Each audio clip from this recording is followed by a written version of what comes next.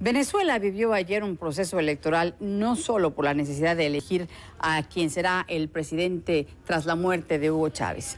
También nos permite ver una especie de radiografía de la preferencia política, porque una parte de los votos del oficialismo se fue al bando contrario. Me acompañan en el estudio de café el analista político de origen uruguayo, Felipe Arocena. Gracias por acompañarnos. Y desde la Ciudad de México, el doctor Luis Miguel Pérez Juárez, desde los estudios de CNN en aquella ciudad. Buenos días a ambos caballeros. Buenos días. ¿Qué le parece si comenzamos con usted, doctor Pérez? Me encantaría saber qué lectura le da al resultado de la elección de anoche. Bueno, es un resultado muy interesante. Creo que la primera lectura es saber que está en pleito y en lucha la viabilidad y la continuidad de un proyecto que ya había dejado y hereda Hugo Chávez a su predecesor, que será Nicolás Maduro, y esta continuidad de proyecto contrastada con una oposición muy cerrada y que demuestra que aún con toda la popularidad que tiene la izquierda y los movimientos de Hugo Chávez, sin duda la viabilidad del proyecto también está haciendo que haya un país extremadamente polarizado. Los resultados que estamos viendo sin duda son resultados interesantes porque además contagian de una u otra forma al panorama latinoamericano que estamos viendo el día de hoy. ¿Qué opina usted, señor Arocena, aquí en los estudios de CNN? Bueno, en primer lugar yo diría que una alegría porque la elección se desarrolló sin mayores incidentes.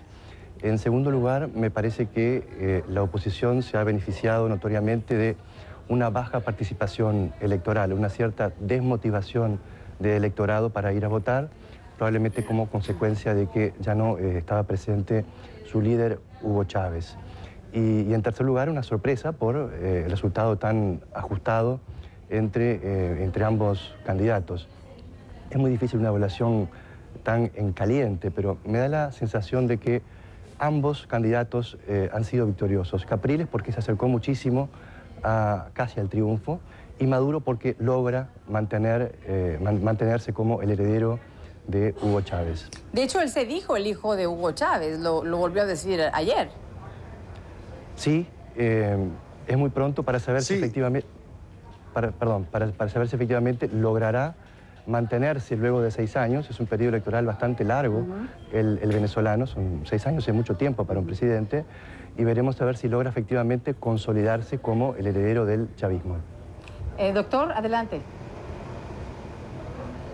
Sí, evidentemente, el señalarse como el hijo de Hugo Chávez, inclusive ver en las facciones y en la figura un intento de acercarse a la figura carismática, sin duda, polémica también, pero carismática de Hugo Chávez, es también la búsqueda de una obtención de un lucro electoral dentro de las urnas. En ese sentido, la estrategia parece ser la adecuada y la conducente. Tenían una aplanadora electoral en Hugo Chávez y el intento de acercamiento. Puede parecer un poco excesivo el señalarse como hijo, pero sin duda es un hijo ideológico, y hay que recordar que fue preparado y además educado en el chavismo y por Chávez como su delfín, así que este acercamiento tiene una lógica electoral incuestionable. Y después de haber sido también educada en Cuba, porque Nicolás Maduro estudió en Cuba, entonces también tiene por ahí pues aquí quizá algún tipo de respaldo de Fidel Castro, ¿no? Por supuesto, todas las fuerzas abiertas, fácticas y políticas reales de América Latina, y Cuba no es la excepción, que apoyaron en su momento a Hugo Chávez, ven en la figura de Nicolás Maduro la persona que puede dar continuismo al proyecto. Y ese acercamiento que históricamente tuvieron Nicolás y Hugo Chávez precisamente tiene puntos en común, y estos puntos en común, entre ellos está esa relación, esa cercanía y esa educación muy al estilo de la política cubana, donde coincidieron en múltiples ocasiones. Señor Pérez, sin atreverme a decir que sin Estados Unidos América Latina no sobreviviría, la alianza de países del ALBA, del Mercosur, han buscado pues la separación ideológica con la de Estados Unidos, y de alguna manera pues son parecidas a lo que Hugo Chávez estableció en Venezuela. ¿Qué tanto? Pues depende de cada país, ¿no? Pero tienen ciertos aires de la ideología de la revolución del siglo XXI, ¿no? Pero ¿hasta dónde pudiera darse un cambio en la composición de todos estos países del mismo corte socialista que hay en América Latina, ahora con la muerte de Hugo Chávez y con este triunfo de Nicolás Maduro? En América Latina, como en otros escenarios del mundo, hay fluctuaciones y movimientos que eventualmente acercan hacia la izquierda y hacia la derecha en las diferentes regiones. América Latina hoy tiene una buena colección de países que están en la izquierda, y digo una buena colección porque tampoco la izquierda es una izquierda monolítica. Hay izquierdas más pegadas hacia el trotskismo, otras mucho más de una izquierda latinoamericana muy propia de sus regiones, pero sin duda la que quizás concitó mayor interés y por consiguiente creó cierto liderazgo, un liderazgo notorio, fue la izquierda que durante los últimos años, desde el bolivariano comportamiento de Hugo Chávez, manejó cierta dirección.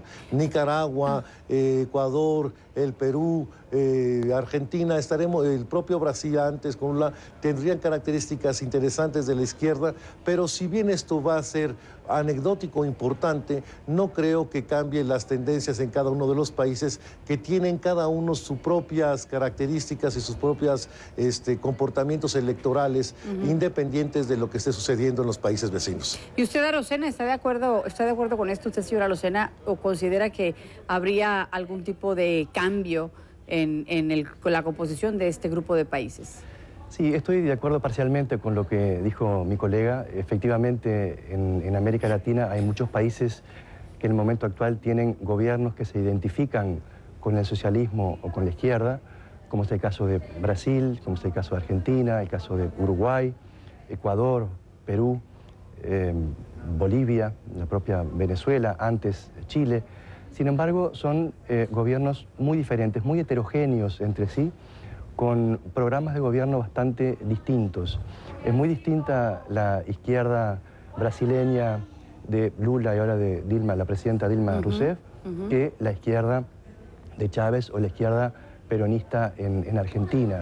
Entonces hay mucha heterogeneidad en cuanto a los distintos gobiernos. Me parece que la influencia de Chávez en las izquierdas latinoamericanas ha sido exagerada. Creo que más bien Chávez ha tenido un relato, un discurso muy potente, pero la influencia del chavismo en buena parte de estos países que acabo de mencionar es bastante pequeña. Es muy baja en Brasil, es prácticamente nula en Uruguay, ha sido muy escasa en Chile, es relativamente baja también creo en Argentina, ha sido más fuerte, es verdad, en el caso de Bolivia y en el caso de Ecuador.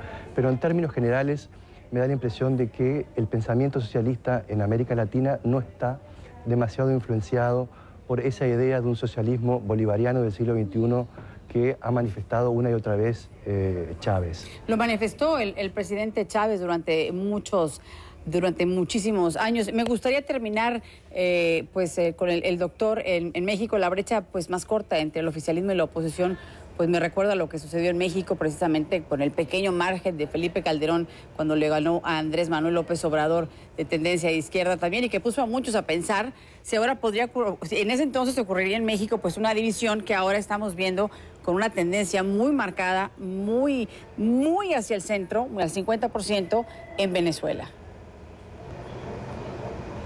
Bueno, ciertamente, primero hay una coincidencia plena con los comentarios que se están haciendo allá en Atlanta sobre las izquierdas y las características de cada país. También es evidente que todos los países latinoamericanos, como el concierto internacional, sigue con interés esta elección, y en México existe esa sensación, por supuesto, de un recuerdo cercano donde el cierre entre el partido ganador y la izquierda ha creado después convulsiones y una situación de crispación muy fuerte.